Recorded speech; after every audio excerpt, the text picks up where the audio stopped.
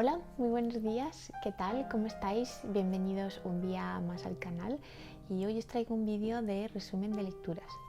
Bueno, no me puedo creer que ya se haya acabado casi septiembre y la verdad es que así, haciendo la lista de todo lo que he estado leyendo estas semanas, me salen bastantes libros y la verdad es que casi todas las lecturas me han encantado. En total he leído 6 libros, algunos como veis más finitos, otros más gorditos. Y empezamos. Mi primera lectura fue esta colección de relatos del escritor uruguayo Horacio Quiroga, que se llama Cuentos de amor, de locura y de muerte. Esta es una colección de 18 relatos escritos entre el año 1906 y 1917 que antes de publicarse como una colección de relatos, Horacio Quiroga fue publicando en diferentes revistas literarias. La verdad es que la vida de Horacio Quiroga es una vida muy dura, muy difícil, muy relacionada con la muerte. Tuvo muchísimas desgracias tanto en su familia como en sus amigos, como también luego con su primera esposa.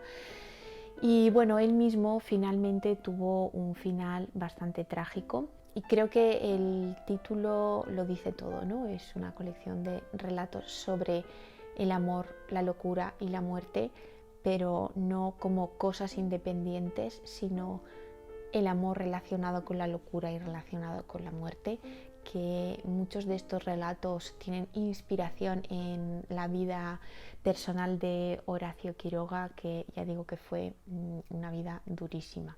El primer relato que se incluye en esta colección es un relato que se titula Una estación de amor, que es de 1912 y está basado en una de las primeras experiencias, bueno, fracasadas de Horacio Quiroga, de que se enamoró de una chica cuya familia no quería que la relación prosperase y bueno, al final hicieron todo lo posible para impedirlo y finalmente fracasó.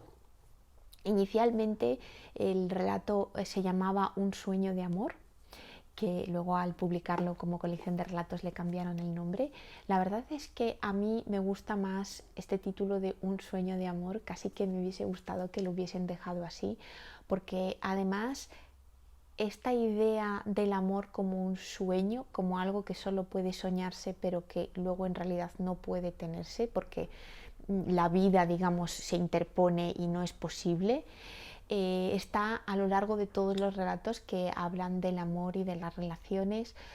Todos los relatos son muy trágicos, o sea, no esperéis finales felices, esperad sentiros absolutamente destruidos, esperad sentir escalofríos de terror en algunos relatos, como por ejemplo es el caso de La gallina degollada, que es un relato que sobre todo habla sobre el amor en la familia, el paterno filial, más que el de las relaciones románticas. Y esta es una gran parte de los relatos, ya digo, que tratan de este tema de intentar tener un amor, intentar tener una relación, intentar cumplir con una pasión y con un sueño de amor. Y bueno, pues en la mayoría de los casos esto no es posible. Luego, durante muchos años, Horacio Quiroga vivió en la selva argentina y a él le encantaba la selva, se compró ahí un terreno, se construyó una casa, de hecho enseñaba a sus hijos cómo sobrevivir en la selva, cómo navegar por el río y pescar. Y entonces, como digo, gran parte de estos relatos se desarrollan precisamente en este ambiente de la selva argentina. Allí la naturaleza y la selva lo pueden todo, está toda la energía de la naturaleza con evidentemente su desinterés por los humanos y por lo que puedan querer y por lo que les pueda pasar, con lo cual es la naturaleza implacable, que es uno de los grandes personajes de estos cuentos que ya digo que se desarrollan en el ambiente de la selva argentina. En varios de estos cuentos también están como protagonistas los animales a los que Quiroga da voz, hablan entre ellos, se quejan, comentan, pero sigue manteniendo digamos, su capacidad de animales, o sea que todo lo demás es es animal. Todas las personas que salen en estos cuentos donde los animales son en realidad los protagonistas, en realidad no hay ninguna diferencia porque la vida y la naturaleza es igual de dura con los humanos que con los animales. Y un poco en ese sentido incluso la de algunas personas, ¿no? la de algunos obreros que trabajaban en la selva, que trabajaban en el río y que trabajaban para los grandes empresarios, incluso su vida es casi peor que la de los animales, ¿no? Es este contraste que expresa y que consigue, yo creo que trasladar muy bien Horacio Quiroga. Un poquito finalmente sobre su estilo, y es que Horacio Quiroga tiene un estilo muy sencillo, muy directo, muy voy contándote lo que ocurre, bueno, muy de cuento, ¿no? No se entretiene en grandes descripciones ni en grandes divagaciones, sino que va directo al grano. Ocasionalmente hay alguna frase o algún párrafo extremadamente poético que choca y contrasta con esta neutralidad y con esta casi sequedad del resto de la prosa. Son unos relatos que, a pesar de que son muy breves y ya digo que están escritos en un estilo casi austero, diría yo, son unos relatos que me han llegado muchísimo, que me han emocionado muchísimo. Y es sorprendente, ¿no? Me ha sorprendido este contraste contra un estilo tan seco y tan austero con todas las emociones que consigue transmitir y que consigue hacer sentir al lector. Por todo ello, es un libro que me ha encantado. Además, esta edición tan bonita ilustrada fue un regalo y os lo recomiendo muchísimo si os gustan los cuentos. Son unos cuentos absolutamente fascinantes. El siguiente libro que leí fue esta antología que se llama Mujeres de los Fiordos, que es una colección de unos 10 relatos de escritoras de Noruega que publica la editorial Nórdica. Yo tengo esta edición, que es una primera edición del año 2009, ahora lo siguen publicando pero tiene otra cubierta. Me pareció muy interesante porque aquí, ya digo, es una antología, son 10 escritoras noruegas y 10 relatos. Viene al final con una breve biografía de cada una de las autoras, y el orden que han decidido poner en la antología es del relato más moderno, yéndose un poquito hacia atrás en el tiempo, todo siglo XX. Y me gustó mucho ir descubriendo el estilo de los nórdicos. Yo he leído poquísima literatura nórdica, pero me pareció quizá un poco comparable, por supuesto salvando todas las distancias, con la literatura japonesa.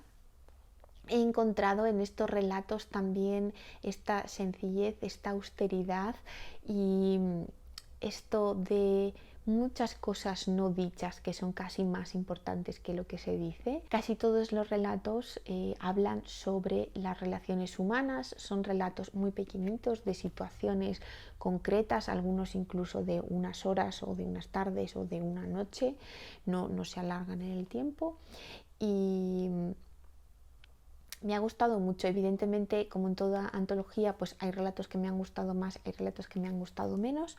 Os comento dos de los que más me han gustado, que ha sido, el primero de ellos se llama La columna, que es de la escritora Karin Fossum, que es sobre la salida de un padre con su hijo pequeño. Bueno, el niño ya tiene 10-11 años, entonces el padre trata de enseñarle, ¿no? Y de guiarle, enseñándole un poco qué se espera de él y qué debería aprender y lo duro que es la vida.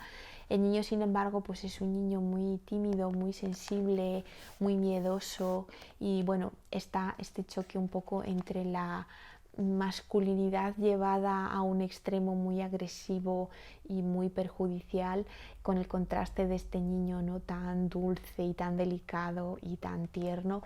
Y bueno, es una historia que me gustó mucho también cómo estaba contada.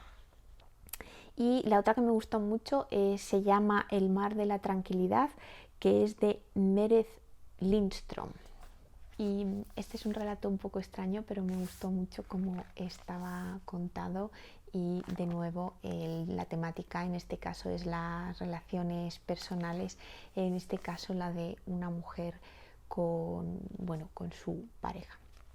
El siguiente libro que leí es uno de los que ya he hablado, creo que en varios vídeos de este canal, porque me pareció absolutamente fascinante y me emocionó y ha pasado a la lista de mis absolutos favoritos de todos los tiempos, y este es el Araceli de Elsa Morante.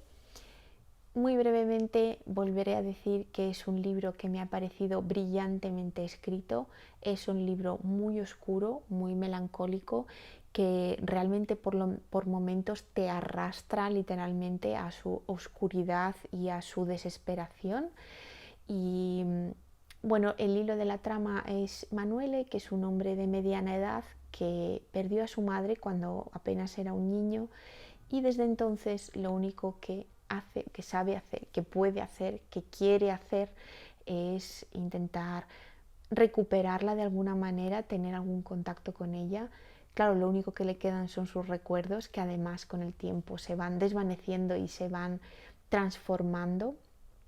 Y entonces a lo largo de la novela vamos conociendo a este fantasma que ya es Araceli, y la vamos conociendo a través de los recuerdos de este niño que ya no es niño y que sabe que ya no puede volver a recuperar a su madre, ni puede volver a recuperar un poco las ilusiones y la vida perdida y el amor que encontraba en ella, ¿no?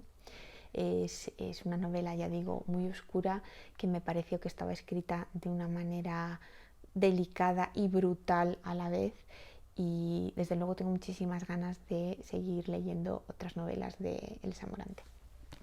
El siguiente libro que leí fue este brevísimo Seda del escritor italiano Alessandro Barico. Yo empecé a leer a Alessandro Barico porque leí Océano Mar hace unos meses. Me gustó mucho cómo escribe este autor y cómo cuenta sus relatos, que son cuentos en los que se mezclan cosas un poco irreales, un poco mágicas, un poco eso de cuento de hadas, pero aterrizado a la realidad. Y tenía ganas de leer su obra más famosa, quizá porque se hizo una película de Hollywood, que es Seda. Es una obra brevísima que compré porque encontré de segunda mano y dije, bueno, pues esta es una obra que se lee en una tarde, y está compuesta por capítulos muy cortitos, algunos de ellos de un párrafo, otros de una página, y cuenta la historia fascinante de un comerciante francés que tiene que emprender un viaje a Japón para poder mantener su negocio de la seda, porque por motivos geopolíticos en los otros sitios, normalmente en el norte de África, que compraba los gusanos de seda, han dejado de ser viables, hay una plaga, todos los gusanos de seda están contaminados, contagiados, y Japón, que bueno, a mediados del siglo XIX, que es cuando se desarrolla esta historia, es un sitio absolutamente remoto, desconocido, perdido. De hecho, nadie sabe ni ubicarlo en un mapa, ni sabe muy bien cómo llegar hasta allí. Es un viaje complejísimo y muy largo. Y este comerciante aún así decide hacer el viaje porque, como Japón es un país que en esa época está cerrado a los extranjeros, todos tienen la esperanza de que los gusanos de seda que hay allí, como no se permite la entrada y salida, pues ¿no? Han sido como protegidos de esta epidemia.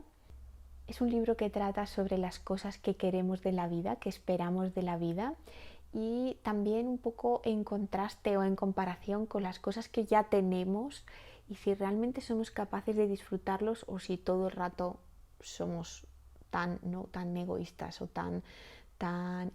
seres tan extraños que siempre miramos a lo que no tenemos y preferimos lo que no tenemos.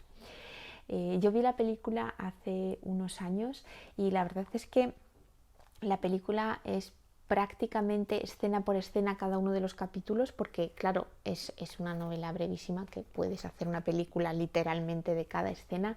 Aún así creo que en la película se pierde un poco la magia que hay en los capítulos tan cortos de Alessandro Barico, que le da un ritmo que yo creo que en la película se pierde un poco. En cualquier caso, es un libro que he disfrutado, pero que el final me ha dejado muy desconcertada. Lo mismo me pasó con el final de la película y no lo sé. No lo sé, si lo habéis leído, contadme qué os pareció el final, qué entendisteis del final. El siguiente libro que leí también es una novela breve y es La muerte en Venecia de Thomas Mann. Esta es una relectura para mí. Yo leí esta novela hace muchísimos años ya y tenía un recuerdo muy bueno, muy poético, de algo muy bonito, y tenía muchas ganas de volver a leerla, así que me animé después de leer Seda. Me apetecía también algo cortito y he releído La muerte en Venecia. La muerte en Venecia es una historia también bastante nostálgica y bastante oscura. Cuenta la historia de un escritor muy famoso, alemán. Mucha gente dice que incluso se basaba en la propia vida, ¿no?, de Thomas Mann, aunque cuando la escribió aún era relativamente joven. Esta es una novela de 1914.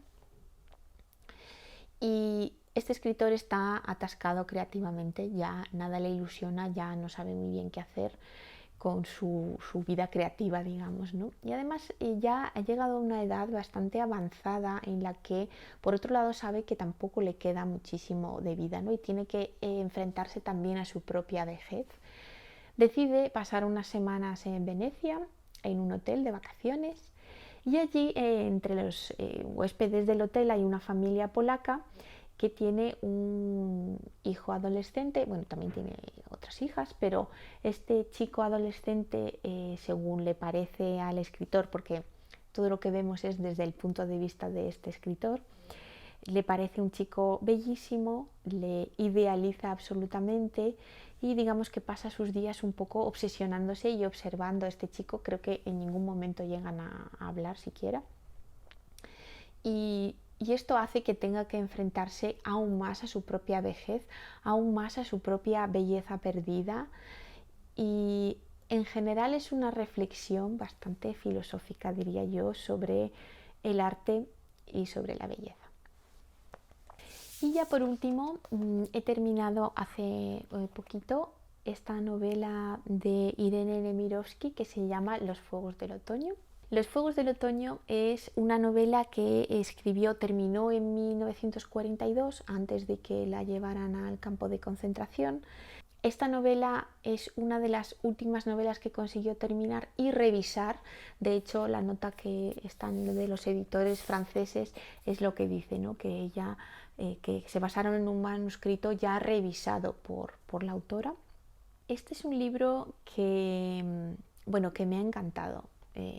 Para empezar, ¿no? Es un libro muy cortito, creo que tiene 200, nada, no llega a las 250 páginas, y sin embargo abarca un periodo muy amplio desde principios del siglo XX, pasando por la Primera Guerra Mundial, por el periodo entre guerras y hasta el comienzo, ¿no?, de los primeros años de la Segunda Guerra Mundial. Vemos sobre todo a dos personajes principales. Uno de ellos es Bernard, que es un chico de una familia de clase media, que es muy jovencito, apenas cumple 18 años cuando empieza la Primera Guerra Mundial.